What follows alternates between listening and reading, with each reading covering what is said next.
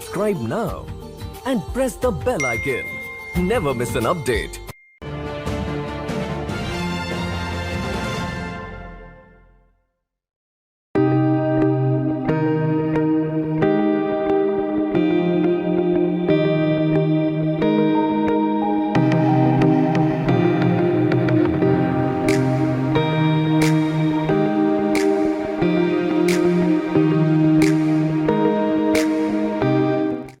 Namaste, konnichiwa. Welcome to the Nupur Show, presented by Hill 2Q Hill India.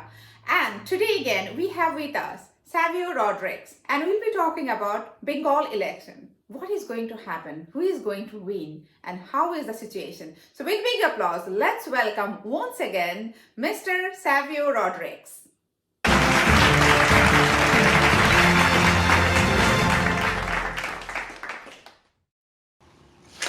Namaste, konnichiwa, Savio, and welcome back to the Nupur Show. Namaste, Nupur. Thank you for having me on your show. Thank you so much. Thank you for making time. And we just saw that you went to Kolkata, Bengal. So, and we all know that the election festival is going to happen there. The all preparation is on. So, how was your experience? What did you see in Bengal? Nupur, it's me going back to Bengal after 13 years. I was there 13 years ago on a reportage that I went to do for hospitality and tourism when I used to be a journalist writing on business of hospitality and tourism. This time when I went with a clear purpose of two objectives. One was, of course, to meet up with Arnab Goswami because he was busy launching the Republic Bangla, number one. And number two was to get a ground feel of what's happening in Bengal. Uh, and no better place to get that from the city of Calcutta itself. Uh, so I was pleasantly surprised to see the kind of infrastructure development that happened in Kolkata compared to what I had seen 13 years ago. And it was very nice, and you saw things that were more orderly as you would in a normal city. And you looked at it and you saw so much of positivity to the entire aspect of Calcutta. But when I started to go around speaking to people, just in an inquiry mode, try to understand what is the pulse of the people in the city for the elections, who did they vote for. I realized a very strange phenomenon. Everybody spoke about TMC, they spoke about BJP, they spoke about all various aspects of their views on political situation over there. But none of them would tell you who they would vote for. You know, Then I inquired. The ones that were politically aligned would tell you that they would vote for TMC or BJP, depending on what their political alignment was. But a lot of them were very afraid. It was not that they were very conservative and revealing. They appear to have been afraid of talking about who they're going to vote because they don't know what the outcome of that talk or that revelation would be.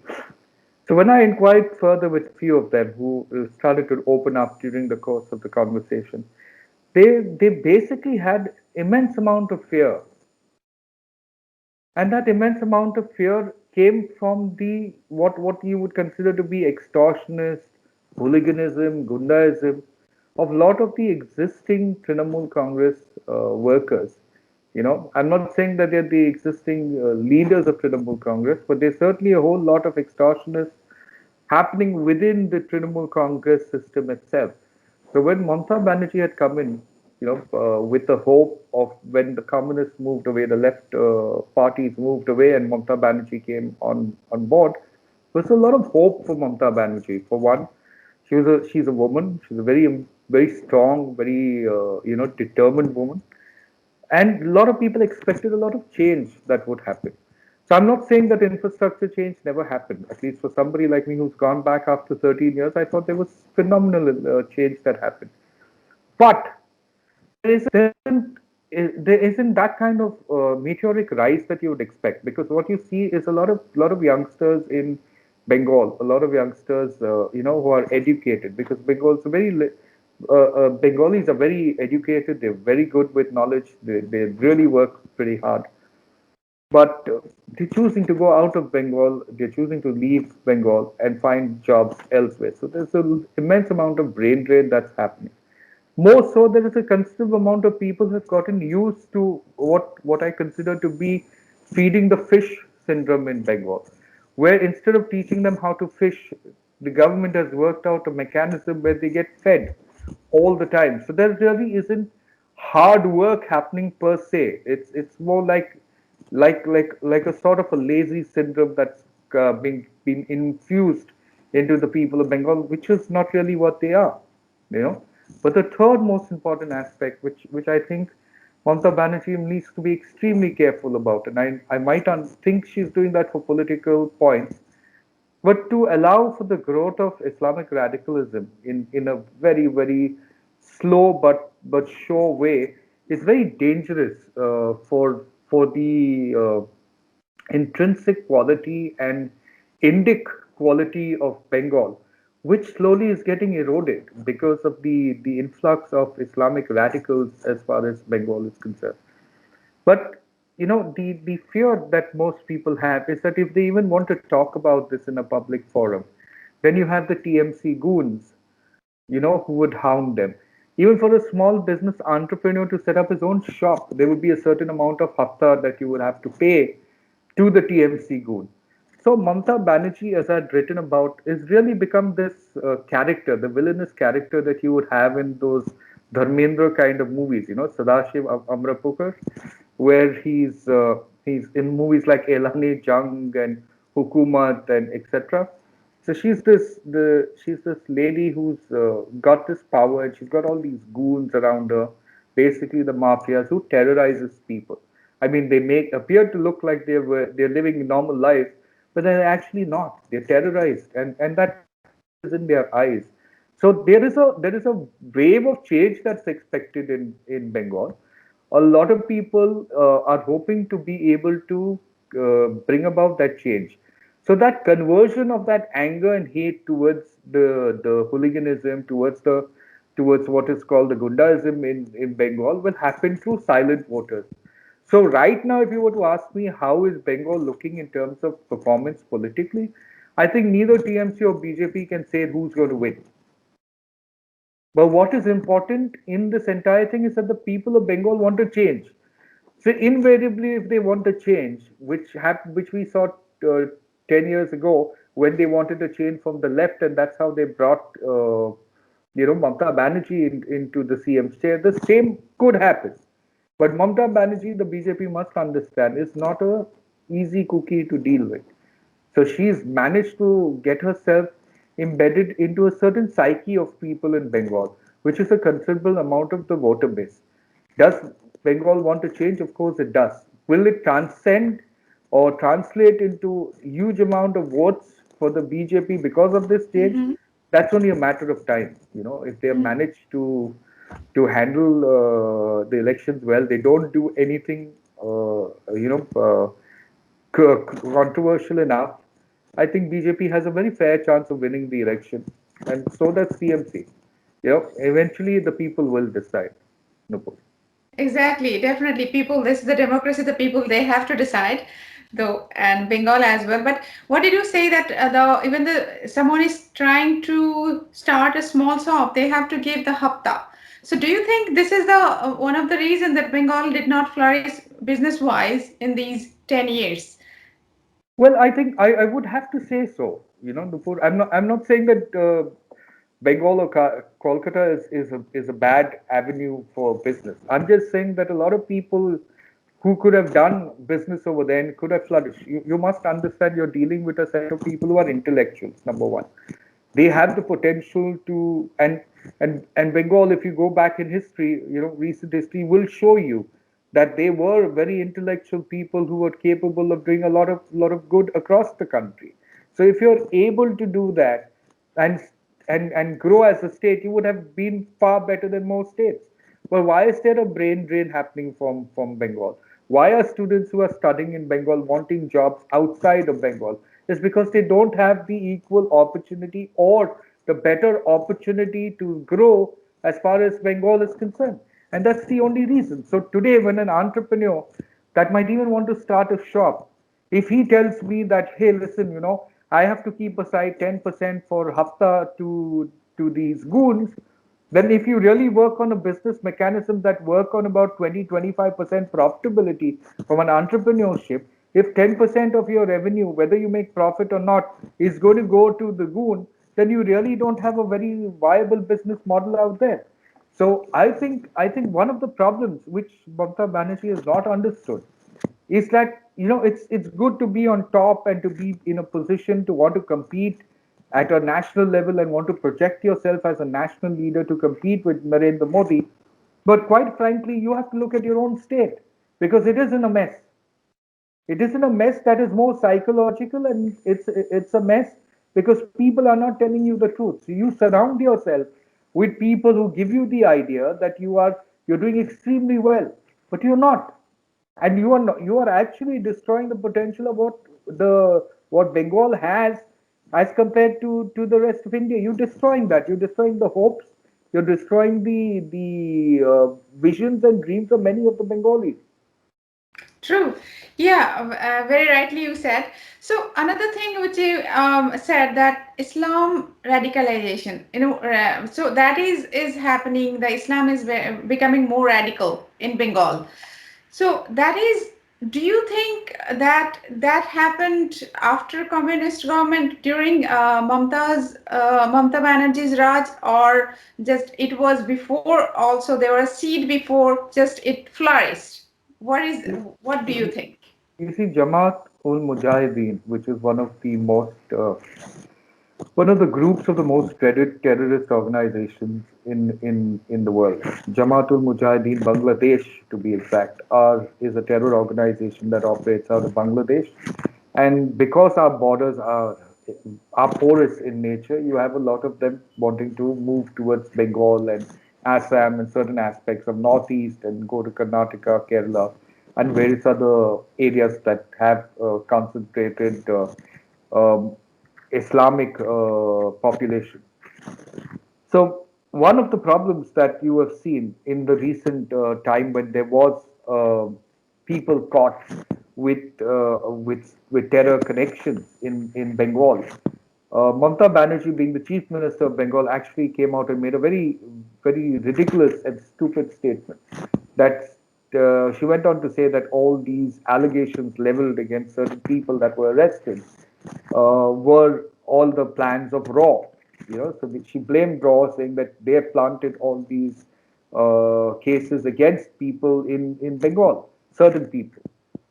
Now, I don't think organizations like RAW, I don't think organizations like IB, I don't think government institutions like the Indian Army are here or interested to play any political games. They're here to do a job.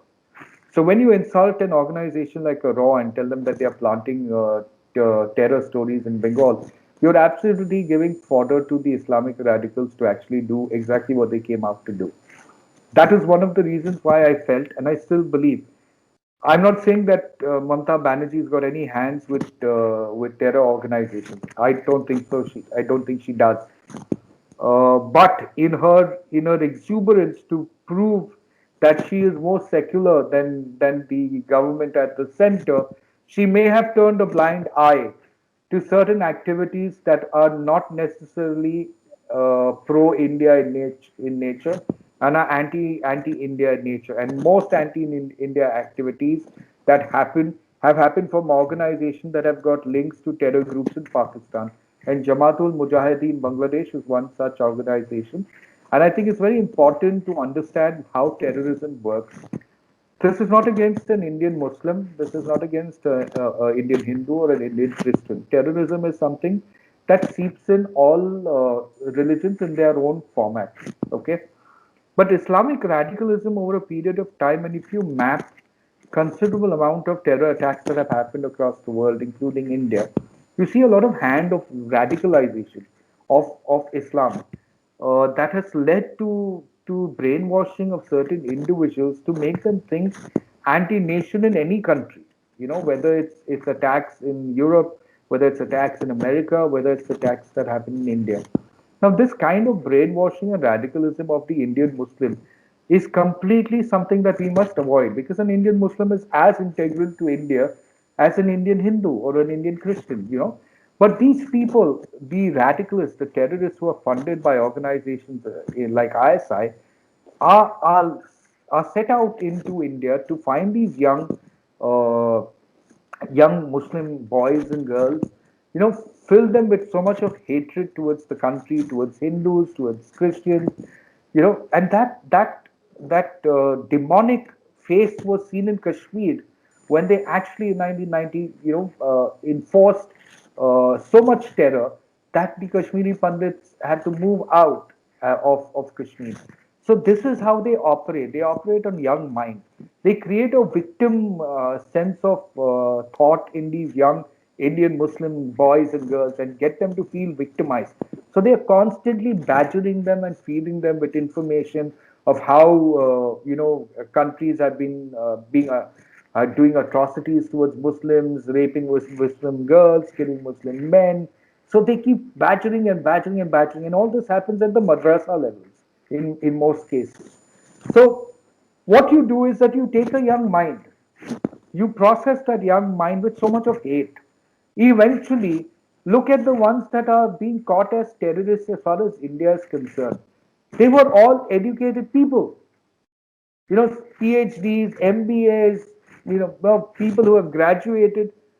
So where do universities teach that? No. So the indoctrination has happened at a very young age at the madrasa level. And that is how germinates and actually takes shape after that person educates itself at the highest level. So if you analyze most of the Islamic terrorists that have come out, you would find that most of them are educated people. Now, obviously, the germination of hate, of jihad has come at a madrasa level. So as far as Bengal is concerned, one of the reasons why Bengal can become another Kashmir, just like Kerala, you know, is because they've allowed for this Islamic radicalization to progress. The communists or even Mamta right now, they don't understand that the Islamic radicalism don't care about your political ideologies. They are there with one purpose, and that purpose is terror, that purpose is jihad. And you have to look around the world to understand what Islamic terrorism, Islamic radicalism is done around the world. So Mamta is playing in a bit of very dangerous fire. Same like the leaders in Kerala, they just don't understand what they're doing, and that's bad for India. So in my opinion, Islamic radicalism needs to be crushed, because what it turns a person into is a zombie. They can't think straight. They act like bloodthirsty terrorists with no goal in life except for destruction. You just said that Mamta has a blind eye. So is it intentional or unintentional? What do you think? Like she is using the some community for vote, or she just doesn't know about it? Well, I think most politicians in India use communities for votes. That's not only linked to Mamta Banerjee. I think everybody does that. You've seen it in Maharashtra, you've seen it in Kerala, you see it in Karnataka. There are all community votes are done with the nature of getting one particular community to vote for them. So polarization is part and parcel of the Indian politics, and it the older a democracy we become, the more the polarization takes place. Unfortunately, that's the fact. So I'm not going to say it's only Mamta Banerjee that does it. Everybody does it. But the point, what I'm trying to make is, you need to understand the geography of why Bengal is important, just like how Kashmir is important.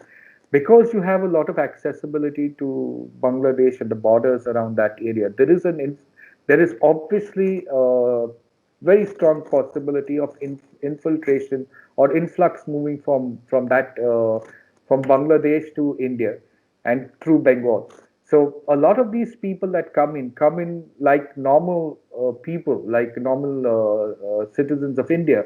They go about taking their Aadhaar card, their ration cards, and they seep into society. That is why you see the influx of Bangladeshis across India. Even in Goa, you would have a certain concentration of Bangladeshis that have come in. Now, how have they arrived?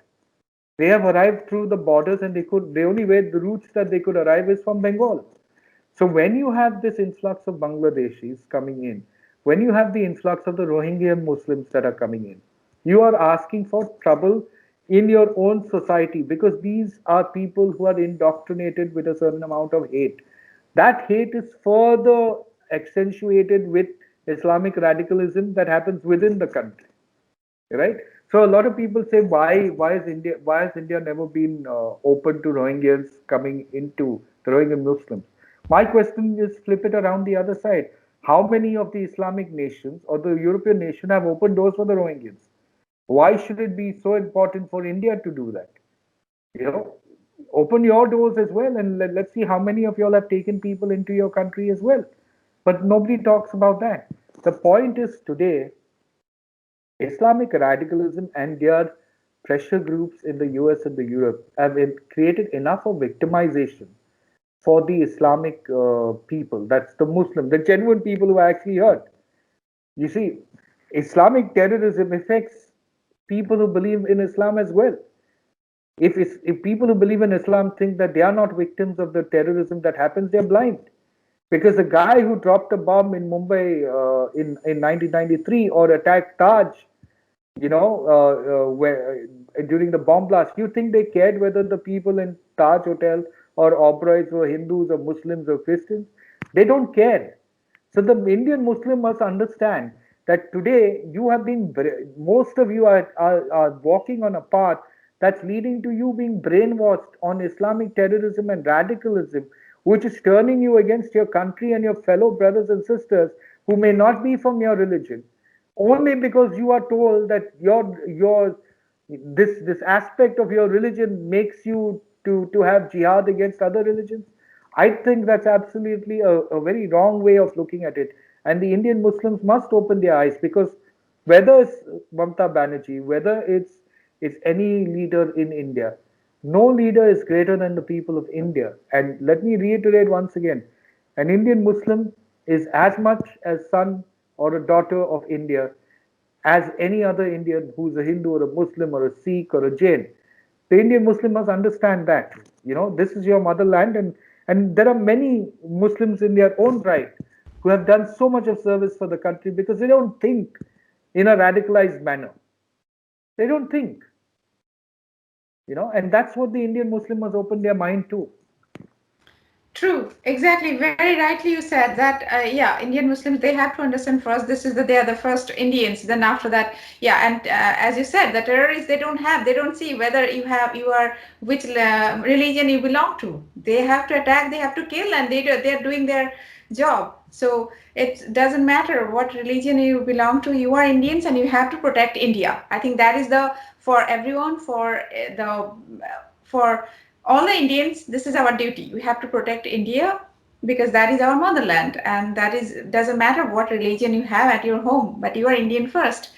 Yes. So here is the yes, as you said, I keep going to Bengal time to time, a few times in a year, and as you said, that those kind of things are very much increasing. When I left Bengal, I was very young, so I didn't notice those things. Communist era I was born in. So 18 years ago I came to Japan. So 18 years is a long time, but a lot of changes happened during that time, and everyone wanted Mamta Energy to come because yeah, she had a lot of hope for the state.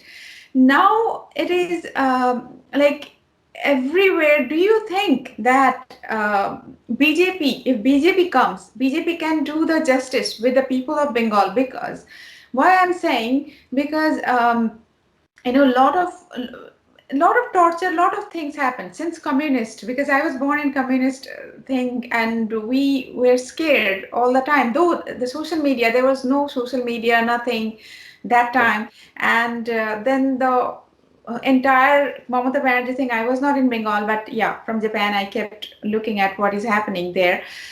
So do you think the BJP can do the justice? Because why am I saying that the same people who are in Trinamool today, they are coming to BJP?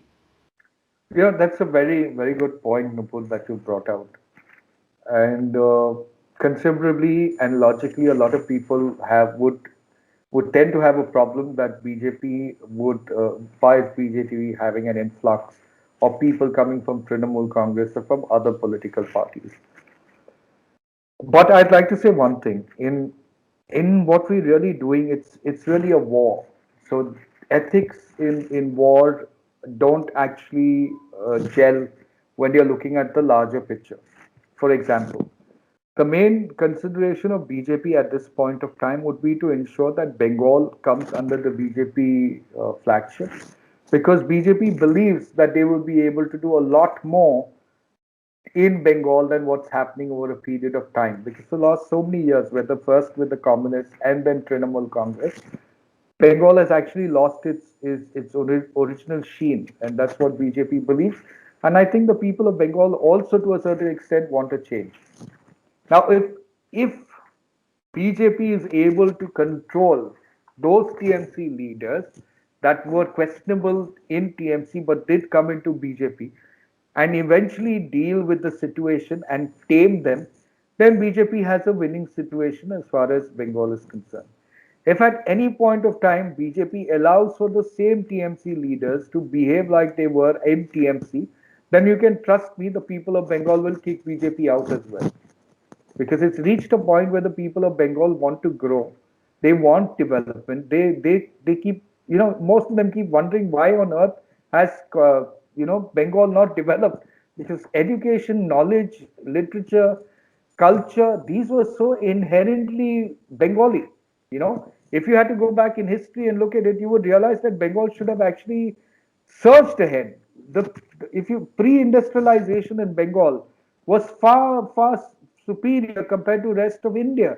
It's just that when the communists came into India, industrialization that existed in Bengal actually died. And TMC has done very little to revive that. So hopefully BJP is able to revive that. Along the way, if they have to correct the corruption that is there, it has to be systemic. So it's not something that will happen overnight where BJP comes in and corruption will stop. It's not going to happen. But what is going to happen is that BJP must understand that the people of Bengal are not willing to take nonsense and rubbish anymore from any political party.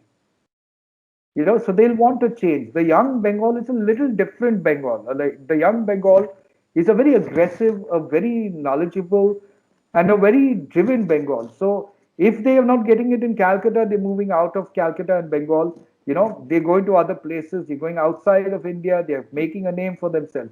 So they desire success. If they decide to look and focus on Bengal, they can turn Bengal around even now. But BJP must be able to understand the mindset of the people of Bengal. It's not always about winning elections, but if they do win and they don't deliver to the people of Bengal, then the people of Bengal are going to teach BJP a lesson that might be far worse than Trinamool Congress. True, very true, you said. And I'm sure that whoever comes, and we want the situation we see whenever I visit there, that people are really scared. I'm sorry to say, scared of radical Islam, that they can do anything. And the border, people are coming like anything. Border is closed or open, I have no idea, and neither I should make any comment on that. So but yes, BJP or Trinamool, whoever comes, definitely their first priority would be to protect Bengal and the development and the youth, Correct. the energy, the youth we have in youth, that is, it should be used, because that is going to another state and that is going to out of India, and the Bengal is totally without any industry, without any we have knowledge but we cannot use those knowledge. Correct. So that is the thing. I think whoever comes, and they have to work on those things, because I think 30 years communist was there, Yeah, right? 30 that's years, correct. the 10 years, 40 years. My God, 40 years. Can you imagine, like so many generation? Well, And that's the problem, Nupur. You see, when you interact with Bengalis and you look at them in assessment with the rest of the Indians, a Bengali has certain strategic qualities about their nature, and one of that quality is their intellectual impetus that they have, and their cultural impetus. So they are people who are who can be trained or who can be guided or channelized to achieve a great amount of success using this intelligence prowess that they have to create a better Bengal, a more vibrant Bengal, a more economically buzzing Bengal. But that's not happened. It is not that it never happened. Prior to communists, it did exist. The people would talk about the beauty of Bengal and how it competed not only with other states in India, but it competed globally as well. You know, However, after that, there's been complete degradation of what the Bengal culture is all about in terms of economic growth, in terms of development. So you might have infrastructure that's happening around, but there is really no economics happening that is vibrant enough to ensure that Bengal and Bengalis stay in Bengal, and turn it into a world-class destination that it should be. That's the problem. So I think the youth are agitated. They're not saying anything. People are not saying anything, but the vote would decide where they want. Yes, definitely. And it is going to happen very soon. So we will definitely come to know, and we just wish them all the best, True. all the voters. And I hope they choose the right candidate. It's always about that. Yeah. So thank you so much, Savio, for making Thank you. time My and giving pleasure. us so much knowledge and giving the information about Bengal, because you just went there and came back. That is like fresh totally. So thank you so much, and My looking pleasure. forward to having you again and again. Sure. Take care, Nupur. Thank you. God bless. Take care and namaste. Namaste. Bye. So, everyone, that was today's special episode on West Bengal, and I'm sure you're going to give your vote to the right candidate, because whatever your religion is, first and foremost, you are an Indian, and India is a democracy. So, I'll see you tomorrow with our Shakti episode, Shakti Women Who Fought Odds, tomorrow, 9 p.m. Japanese time, 5:30 Indian time. Until tomorrow, do take care of yourself, do love yourself too. Good night, Subratri, West Minasai. Namaste.